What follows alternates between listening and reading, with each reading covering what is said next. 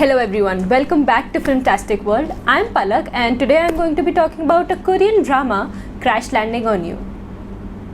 12월 14일 With a very riveting premise, South Korean drama Crash Landing on You or CLOE sucks you into its world of the North Korean-South Korean divide from the get-go.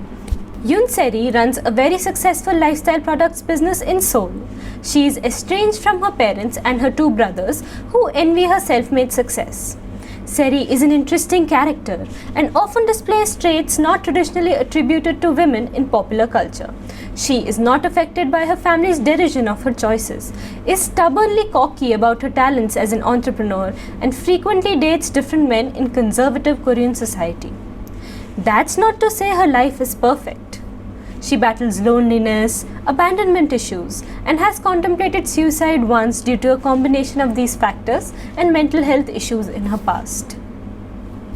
Pyongyang resident Ri Jong-hyuk is a captain in the North Korean elite army, serving near the demilitarized zone. He is a reliable leader and a man of few words who hasn't quite reconciled with his brother's untimely death in a freak accident some years ago. He, like Se-ri, harbors an unbearable sadness within him but doesn't let it affect his duties. But that is where the similarities end. Taciturn and somber, Captain Ri is an unlikely foil to Se-ri's breathy and talkative nature.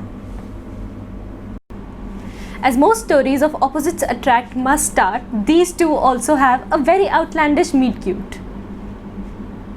Se-ri crashes into the North Korean side after a paragliding accident, only to be discovered by a patrolling Captain Ri. Her callous attitude, unafraid streak and tendency to joke in the most dangerous circumstances earns her the annoyance and a little respect of the somber captain, and he agrees to help her return to South Korea. But Se-ri loses her way and enters a North Korean border village instead, only to cross paths with Jong-hyuk again. All this happens in the first 20 minutes of the first episode.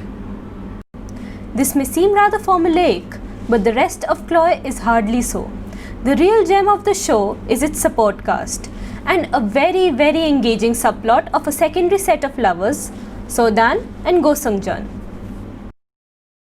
The writing is fun, engaging, serves all the right cliffhangers, and is all around witty and downright hilarious. Through some characters, the show imparts lessons on key differences between the North and the South. Captain Ri's adorable troupe consists of a soldier addicted to watching South Korean dramas, which is illegal in North Korea. He helpfully enlightens the rest of the troupe on cultural differences. Another soldier berates the South as the heart of evil capitalism, serving witty laughs and important pointers about ideological conflicts between the two nations. There are huge information gaps about what the world knows about North Korea and what it actually is, which is due to the extreme isolation of the country. A standout positive of CLOE is the realistic portrayal of North Korean life, which helps dismantle a lot of prejudices you or I may have held about the country. This is possible because real North Korean defectors, people who left North Korea to come to South Korea, serve as advisors and writers on the show. Now, the key to stories of star-crossed lovers on two different sides of a geopolitical conflict, like Veer Zara, is how the makers justify the triumph of an impossible love. While Son Ye-jin and Hyun Bin share off-the-charts chemistry, the love that the characters share builds slowly into a force that both families and both countries can no longer ignore. A winning aspect of the show is how unconditional it makes the love seem. There is no way these two characters can be together, and yet all they want is for the other to be safe and live a fulfilling life, even if they themselves cannot be a part of it. The existence of this love is grander than the fulfillment of it, and the makers and the characters seem to know that.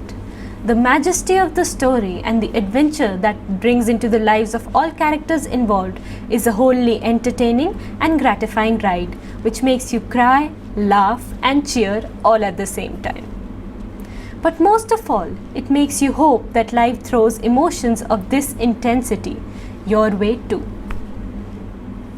Crash Landing on You is available on Netflix in Korean audio with subtitles in over 29 languages. With 16 episodes, all of which are slightly over an hour in length, Crash Landing on You is a lengthy investment, but I assure you it is one worth making.